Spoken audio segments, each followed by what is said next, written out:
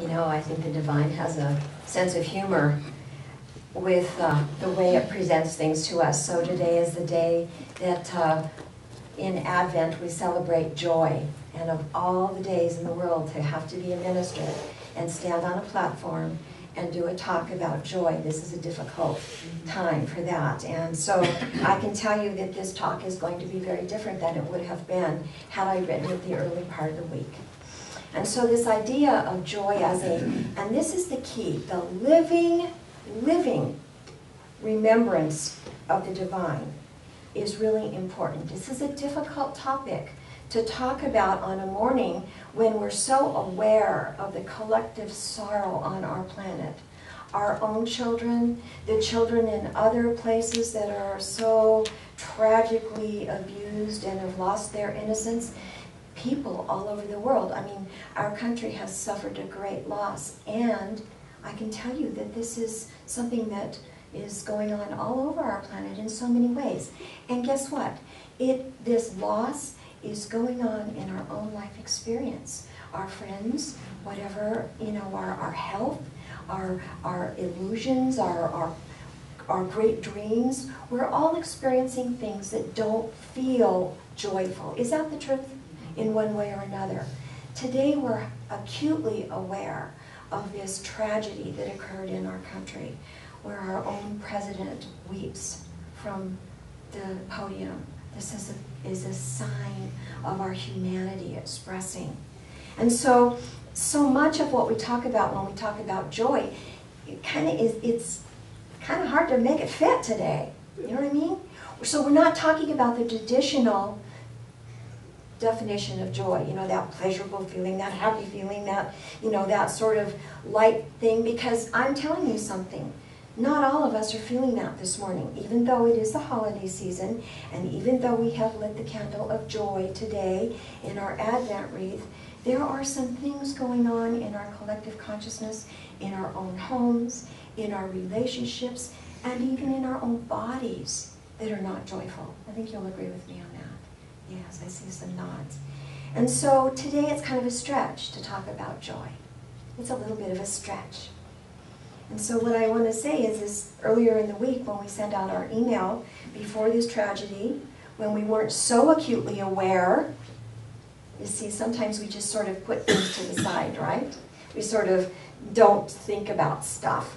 Before we became so acutely aware of this tragedy, this is what our email said, because we were using a quote from the book, from the chapter on joy by Llewellyn Van Lee, and it said, "The world in which we live is not a problem to be solved, but rather is a magically, dynamically changing dance of which we are all a part." Well, I got to tell you something. Today, it doesn't feel like it is a magical dance. It's not feeling like there aren't problems to solve. It's feeling different than that.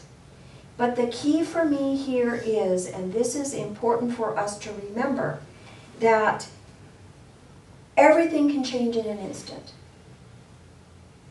Everything can change in an instant. And that anything can happen to anyone.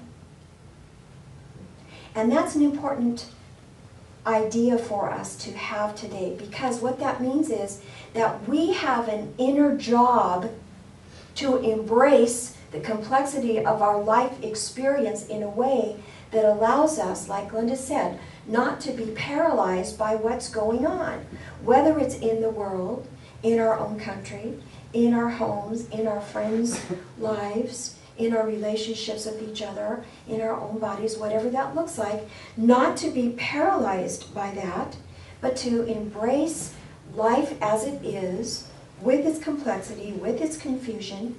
And this is the deal. It is that remembrance that gets us through. It is the remembrance of the divine that is the grace that comes in to bring us back to center, so that when all this icky stuff is going on, we can regroup, shift perspective, and go forth. Eckhart Tolle, Glenda talked about Eckhart Tolle. Eckhart Tolle says that there is this sparkle, this energy of the divine, this beingness that we all have that is the life beneath the life circumstances. The life, the energy of the divine. It is that radiance that we are. It is the energy of God that is running through, the thread that runs through all of it, underneath the experiences of our life that sometimes look so difficult. I love the song. I think the key lyrics to the song that we played this morning, I chose that song before this tragedy, but I think it's true. The song lyrics say, when the dog bites, when the bee stings, and when we're feeling sad, we remember.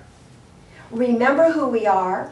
Remember our divinity. Remember that thread, the life under the life experience, and then we don't feel so bad. Then we're able to tap back into this place of balance, this center point that allows us to feel this radiance of our soul, rekindle our soul, because sometimes it feels pretty dark, yes? Sometimes it really does feel pretty dark.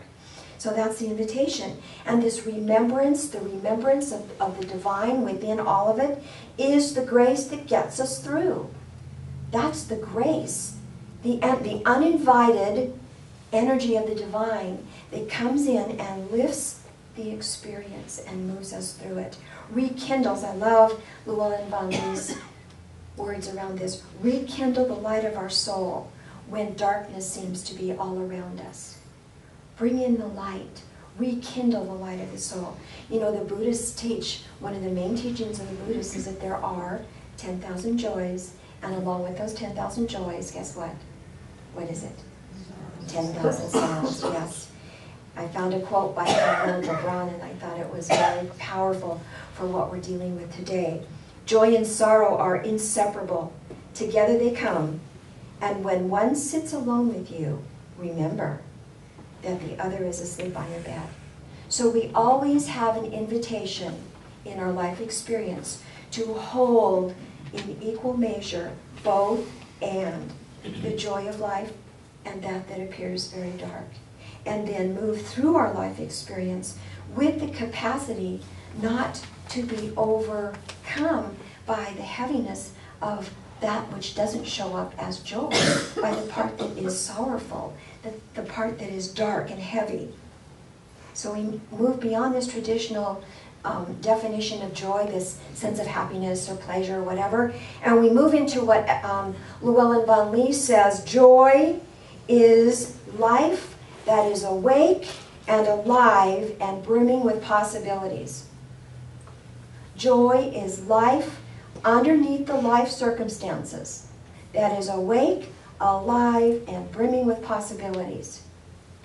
Not overcome with the life circumstance. It's a quality of the soul that belongs to life. It is an innate piece of who we are. It is our divinity.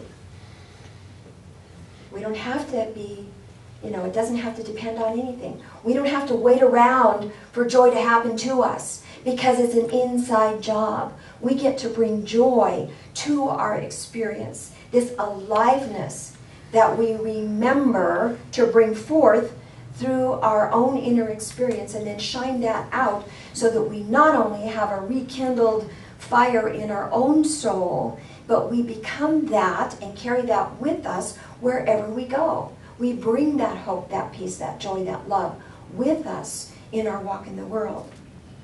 It's a lived quality. Joy is a lived quality that we bring forth, not that we get from life. It's what we bring forth.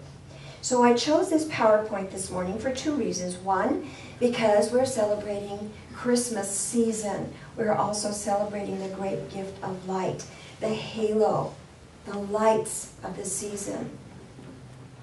And I chose this image. It's beautiful. It reminds me of the story of the birth of the Christ child, which is all about this incredible joy.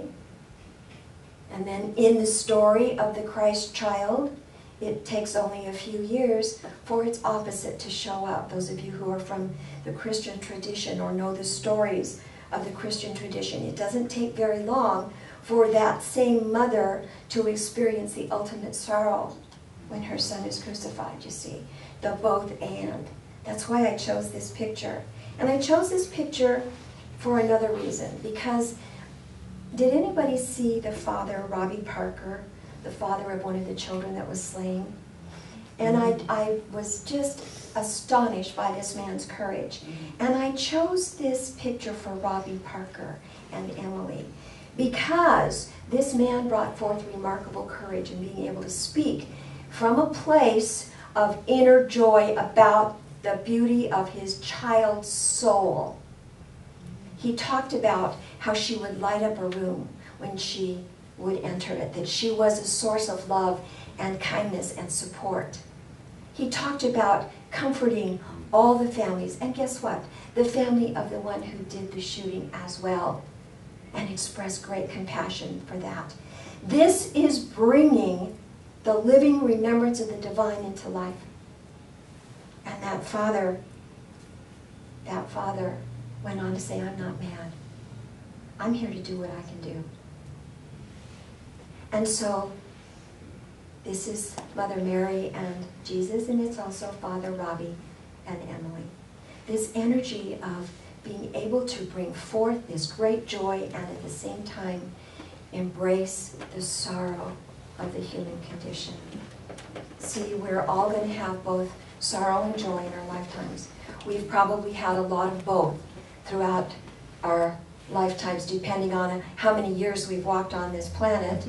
And my guess is that we're more attuned to the joy, to the parts that have been sorrowful, the parts that hurt, the wounded parts, the parts that we remember that have left scars, the parts that have left little nicks in the surface of our life experience. We're probably remembering those a little bit more vividly than maybe some of the joyful things, but I want to tell you that all of it is an innate part of the fabric of our soul.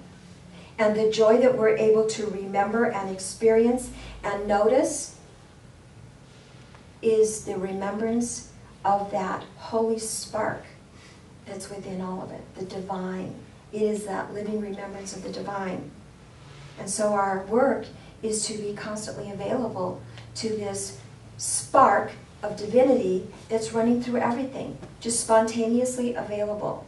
Just like this father who was able to courageously step forward and bring forth his strength to express the joy that his daughter was, and to bring forth a different energy than hatred and anger and fear. I'm here to do what I can do. I'm here to make a difference in the world. And Deepak Chopra says, when we really notice these moments of this energy of the divine expressing through us in this way, this hopefulness, this peace, this love, this joy, when we can actually notice that about our own journey, we know that we're growing in what he calls God realization. We know that we're tapping into that place that knows divinity. We're tapping into that. You know, Einstein, I love his quote. He said the thing that separated him from atheists was that he could hear the music of the spheres and they could not. My son David goes to 12-step meetings, and he said for a very rare topic out of the 12-step meeting last Friday night was this topic of this tragedy. And much of what they were talking about was, where's God? Where's God in all of this? And this is Einstein's statement. See, when we really know the truth, and when we're able to tap into that living remembrance of the divine, we know that God is here, God is there, and God is everywhere, and we can hear the music of the spheres. Is it easy? Absolutely not. Do we doubt? Absolutely. Do we forget sometimes? For sure.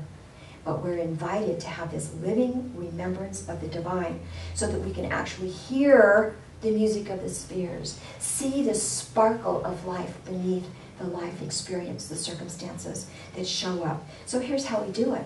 This is how we do it. We listen, we be open, we try to stay as clear as possible, we try to stay out of judgment, and I want you to keep Robbie Parker in mind.